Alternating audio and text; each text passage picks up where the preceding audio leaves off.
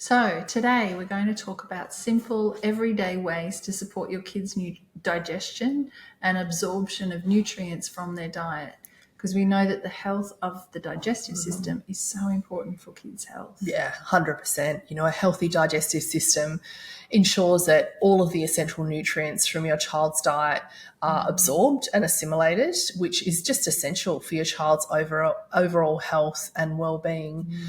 Hippocrates, who was he's known as the father of medicine, said that all disease starts in the gut. And certainly when treating a patient holistically, starting with supporting the gut was just like building the foundations for good health. If you build a house and you don't put proper foundations down, the house will stay upright for a little while, but eventually it's going to start to crumble. So from a naturopath's perspective, starting with the gut is so important for building the foundations for a really strong and robust health and immune system, and everything stems from the gut. The human body is complex. Various cells and systems of the body work together. They're always communicating and always working together to maintain good health. So look, in today's podcast, I just wanted to share just some simple everyday ways that you can support your kids and your own digestive health. I don't want to go into detail about things that kind of are outside of just those everyday things that you can do, because there's so much you can do at home, without having to see a naturopath or a practitioner. But, if you feel that your or your child's digestive system is compromised, it is really important to obviously work with a practitioner. So one of the very best things that you can do to support your kids' gut health is to encourage as much dietary variety as possible, especially in the form of fruits and especially vegetables, as well as grass-fed protein, which aids in the cellular turnover and the repair of the gut. So I know you're here perhaps because your child has a limited diet. So I'm definitely going to be sharing some non-food related tips as well. So please bear with me. I'll get to those. There's so much to say. Eating a really good variety of foods just helps to provide a range of essential nutrients necessary for proper growth and development. But did you also know that our gut bacteria also have an appetite for a broad range of nutrients? In one piece of research that I've read, the British and American Gut Projects analysed over 15,000 stool samples from citizens from all walks of life. And one of their key findings was that those who ate higher diversity, so more variety, particularly of plant foods, they were suggesting over 30 different types of plants a week. And, plants include spices and legumes, as well as obviously fruit and vegetables, also nuts and seeds as well. Those people had significantly more diversity in their microbiome. As our microbiome diversity plays such a central role in influencing our overall health and development, it's really, really important that we feed our gut flora a variety of fruits and vegetables and nuts and seeds and legumes. Processed foods, they're sterile and they often feed the not so good gut bacteria as well. So it's another good reason to avoid eating processed food, I suppose. Yeah, definitely. Chewing. You would know with your nursing background how important chewing actually is. And encouraging your kids to chew their food slowly is important. Kids observe us. Yes. And so when they're little, it might mean that you are exaggerated in your chewing, when they're babies and they're learning to eat. Just to, as I said, that role modelling and actually showing them, demonstrating, proper chewing aids in the mechanical breakdown of the food and supports efficient digestion. And when you chew your food, not only do you actually mechanically break the food down, but you also tell the brain to release more saliva, which contains enzymes that contribute to the process of breaking the food down even more into smaller parts for the stomach to actually receive. And chewing your food well, it's the very first stage of digestion. A lot of people forget that.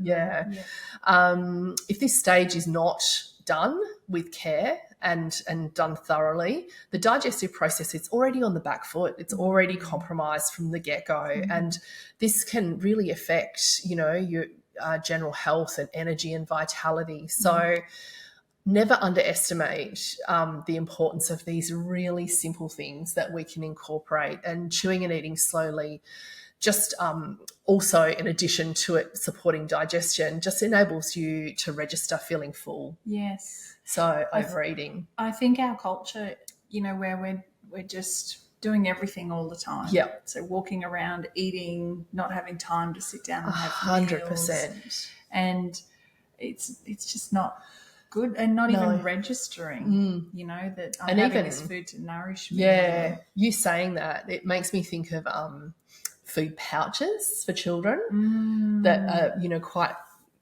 accepted as being, and I hate to be the bearer of bad news, but those food pouches teach our kids nothing about food. They're not seeing it, they're not touching it, they're not feeling it.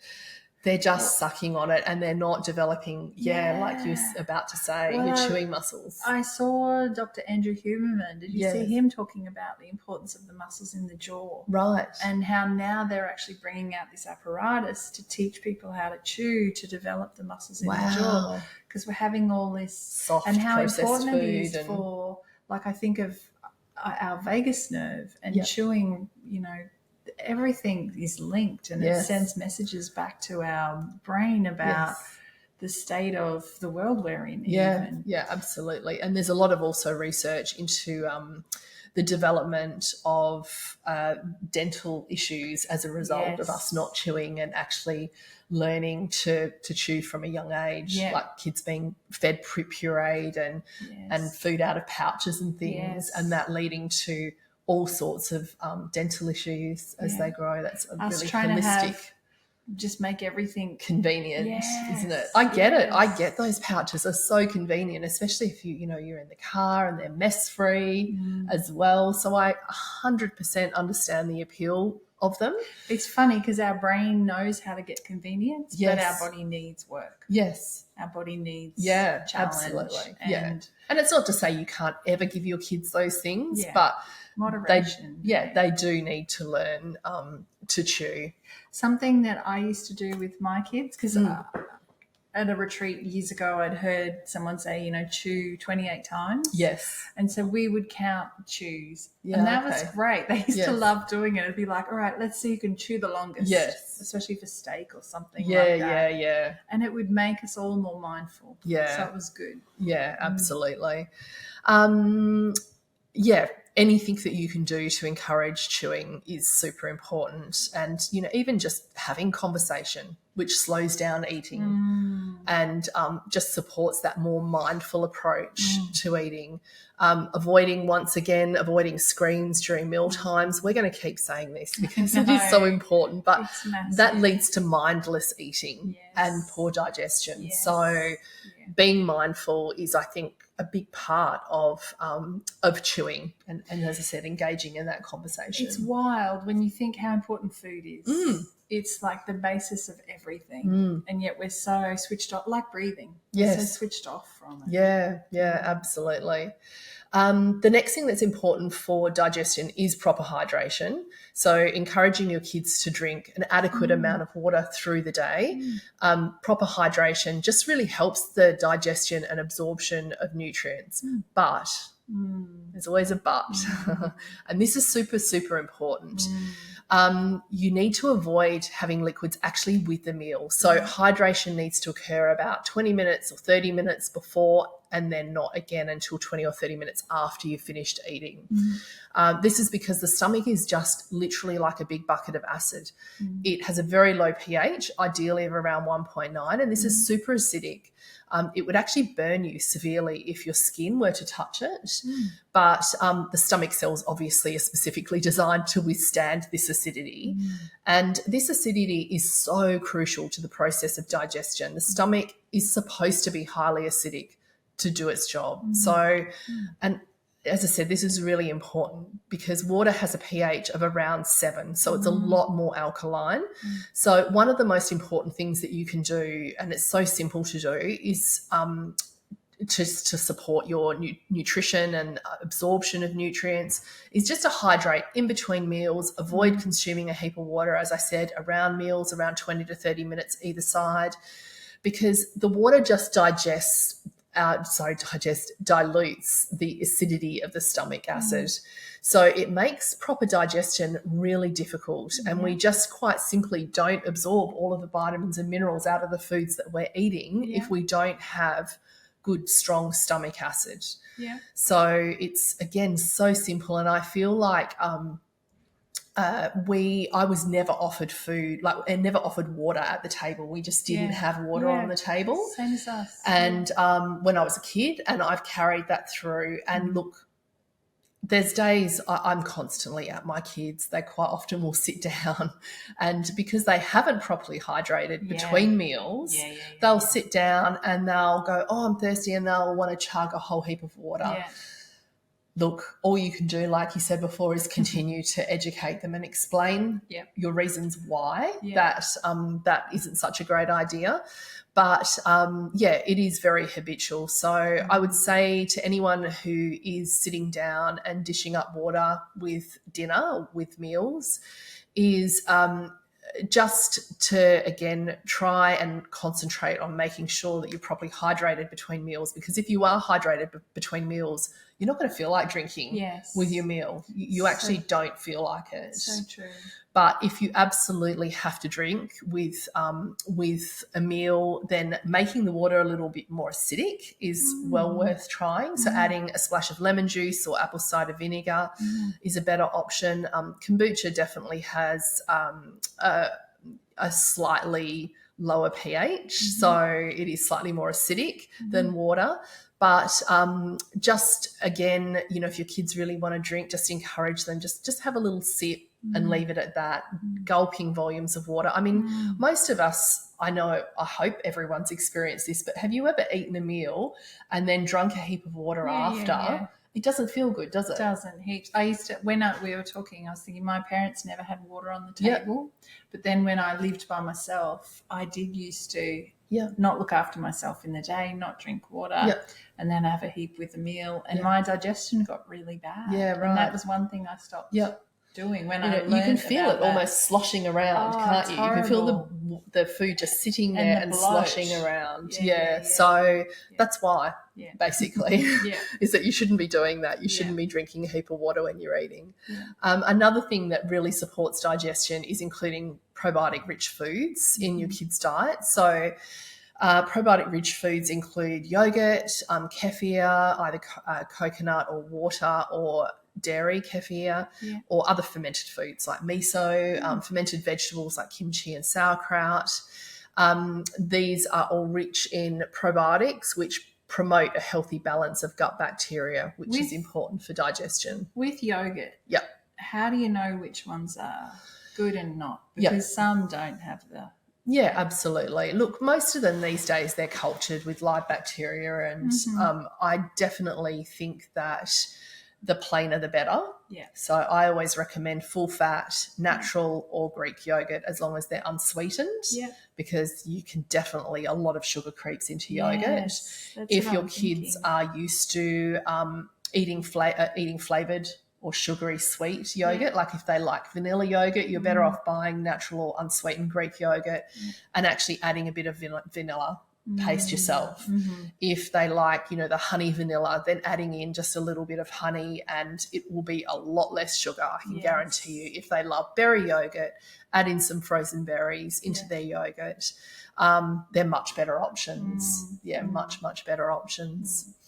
Bone broth is also another awesome way to support your kids' digestive system. They're very, very nourishing, a great source of protein and lots of minerals, and also very healing and repairing to the gut. So whilst they don't contribute to the actual process of digestion, they contribute to the healing, the soothing. If there's any irritation to the gut, bone broth is going to just help to settle that down and help with the gut is is an organ that has a really high cell turnover. So, the bone broth just really helps, and the minerals and nutrients in it just helps with soothing it and keeping it, the lining like the integrity of the lining good and just healthy. It's something that you can include easily in your kids' diets. I mean, soup's obviously the obvious choice, but I put a bit of bone broth in most things that I cook.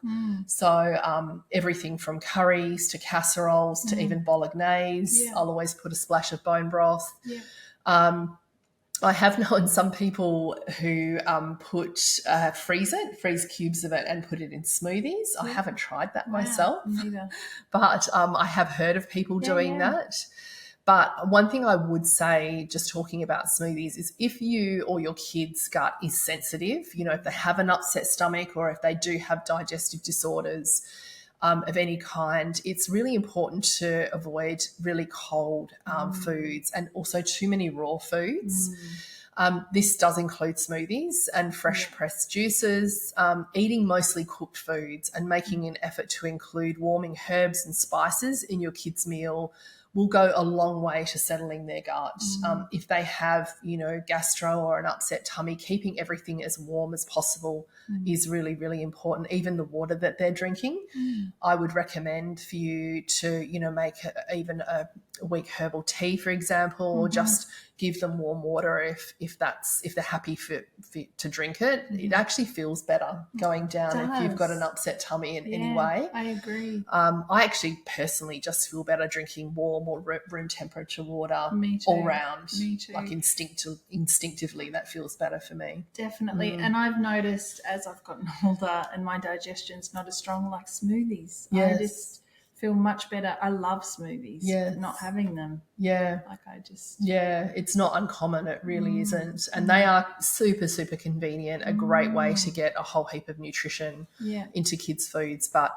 And that's completely fine. But if they have, as I said, a disordered digestive system in any way, shape or form, in the short term, it's best to switch things around and make more warming foods. If you do make a smoothie and your kid's tummy's upset and you just still want them to have a smoothie, adding in warming herbs and spices, things like cinnamon and ginger, are two things that you can add that help to energetically warm up the food, not physically, but energetically. And look, and if you're going to make a smoothie, another thing is perhaps to not make it too icy as well. Definitely. Add a little ice just to keep it cool, but just don't make it too full on icy.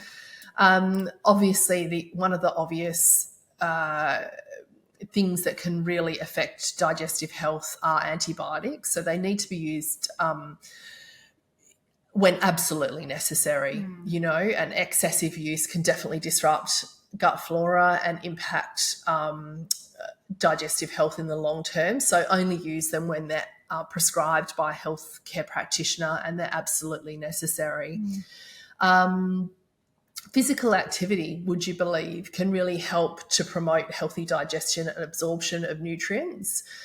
It's really important just to encourage your children at any time, any age, to move their bodies. Especially today. Yeah, absolutely. Especially, like you said, and, through the winter months and when it's not so enticing for them to be out and playing, just trying to include some kind of activity.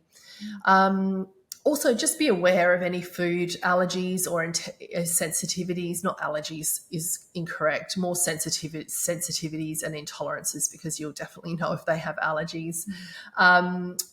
If you suspect an intolerance, it's not just enough to avoid the food that's causing the issue. It's really important to work with a naturopath or a nutritionist to actually heal the gut, because this will prevent more sensitivities and more intolerances developing. It's not uncommon for me to see in clinical practice a child, like their parents will report they started with, an allergy to this food, and then, a few weeks later they developed an allergy to another food, and their list of foods that they can't eat is growing and growing and growing, which is automatically can become an issue because you're limiting the variety of foods they're eating. So then the chances of them deriving proper nutrition from their diet is gradually being eroded. So it's really important, if your child has any intolerances, to definitely work to get to the root cause of the problem. And that generally does involve supporting gut healing and the immune system to some degree as well. So it's just worth noting that, because I know in this online world, we tend to be told, avoid this and your health problem will be better instantly, and avoid that and it will be better again. And a lot of people take this advice on board, and before they know it, they're stressed out, their kids are stressed out because they're unable to eat a good range of foods, and it can be problematic. So always treat the root cause of the problem. It's definitely, as I said, not enough to just randomly avoid foods in the hope that the allergy, or the not allergy, I keep saying allergy, the intolerance or the food sensitivity is going to disappear. Just lastly, remember that individual needs may vary. It's really important to tailor these tips to your child's specific requirements and preferences. So take the information that you can work with. If encouraging your kids to chew feels doable, focus on that. If limiting or chipping away at removing water from the dinner table feels doable for you, start with that. These small steps are much, much better than just pulling the rug out from under your family and trying to make kind of sweeping changes all at once. Take things slowly, and I guarantee that you'll start to not only see the results that you're after, but also just build healthier, sustainable habits. Awesome. Thank you. Thanks.